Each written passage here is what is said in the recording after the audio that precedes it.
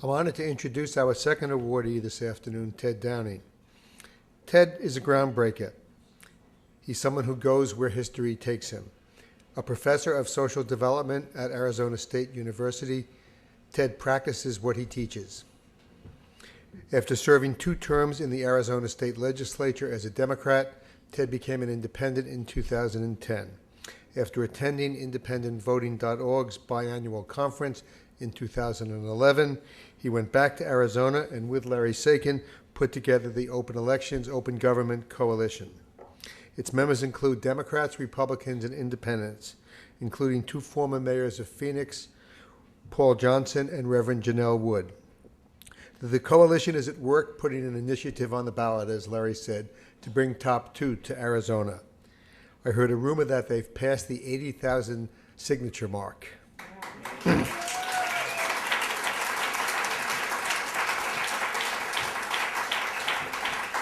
And guess what? They have 225,000 more signatures to go.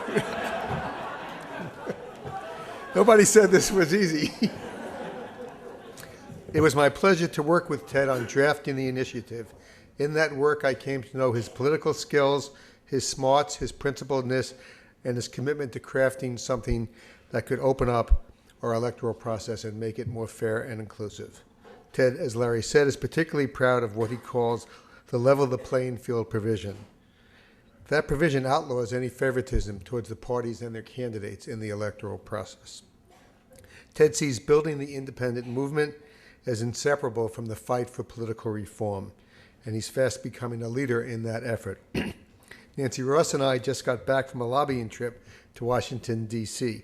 We weren't paid $60,000 an hour like Newt Gingrich, and we didn't receive as warm a welcome.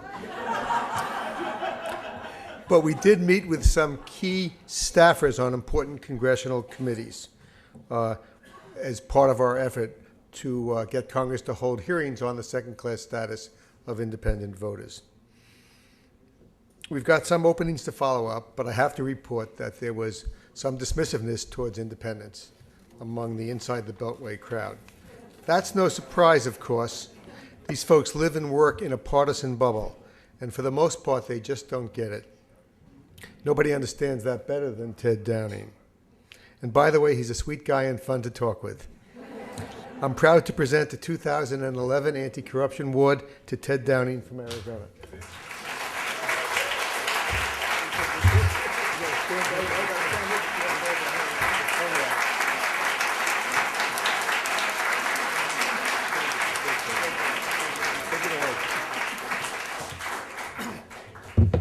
Good grief. Okay, first I'll lower the microphone.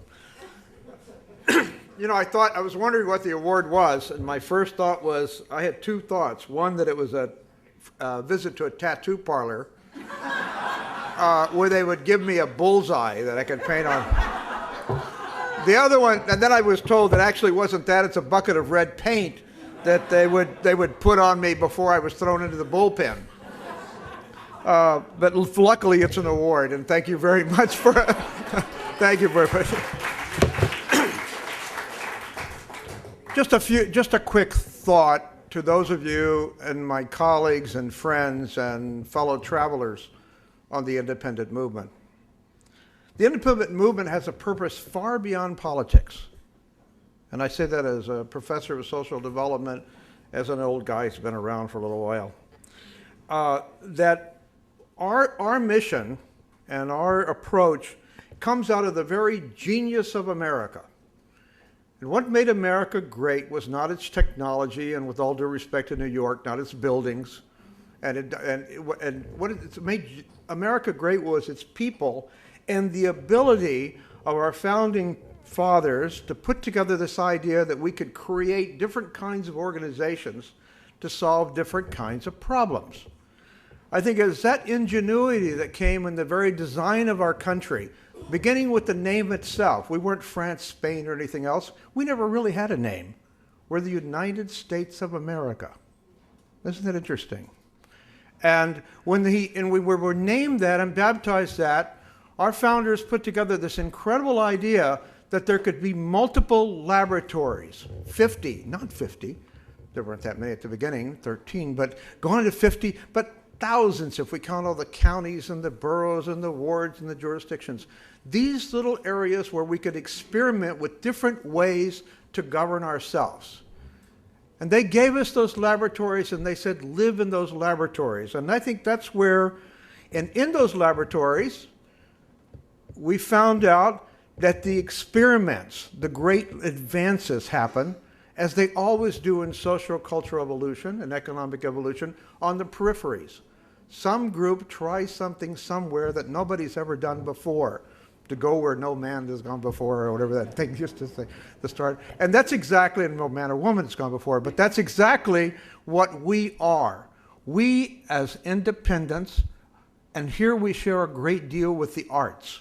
We open the new doors. We show the new visions. We show the new horizons. And that's what we've been able to do. So our mission is much greater than politics. Our mission is to carry on the American spirit, what we were endowed with. And I like Jefferson a lot, so I'll say Jefferson. But what we were endowed with in this concept of an experimental design. And in that area is exactly what happened when Harry and a bunch of us and were designed, and those in the coalition, and Larry, to try to find a better way to govern under a top two system. And to put it real clear, what we found is that just as with all independent movements in New York and Kentucky and South Carolina, wherever they are, that the American spirit beats strong within the heart of the independent movement. And that's where what we did was we tried to better and to make it real. Now, I don't want anybody to get upset. We have any police in the office here, okay?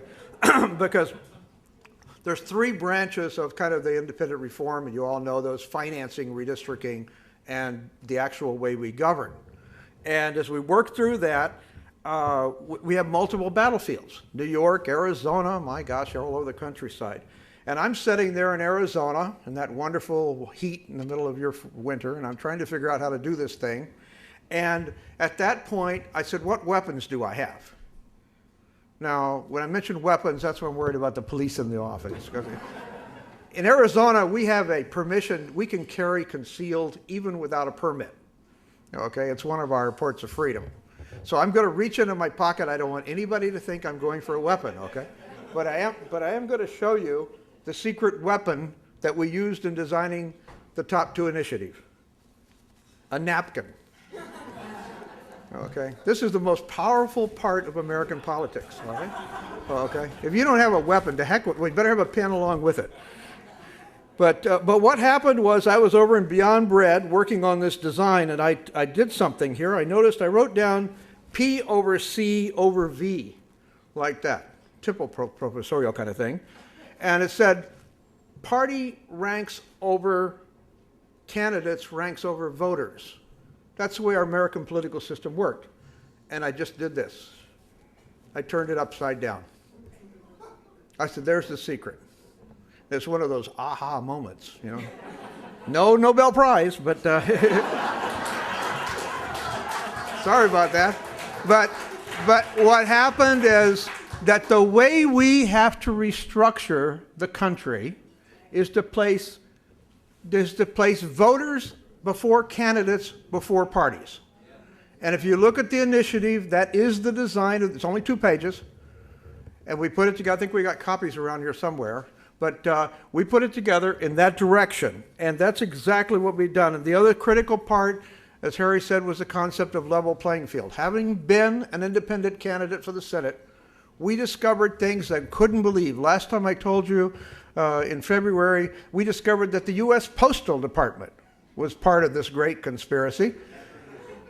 They required me as an independent candidate, or you, if you want to run, to pay twice as much for your postage of your literature as a party candidate. It's right there in the postal code. I couldn't believe it. The name Republican, Democrat are in the postal code.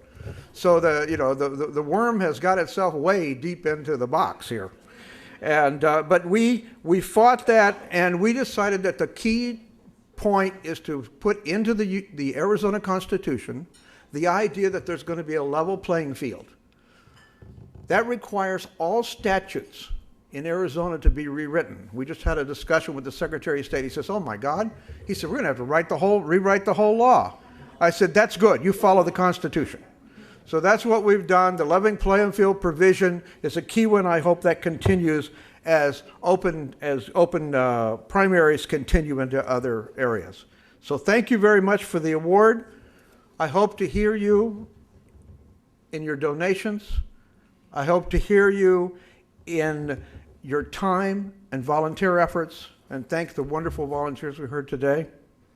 I hope to hear you in the streets as we vote for the ballot, and I hope to hear you the night that we give you an open primary in the most unlikely state, Arizona. Thank you.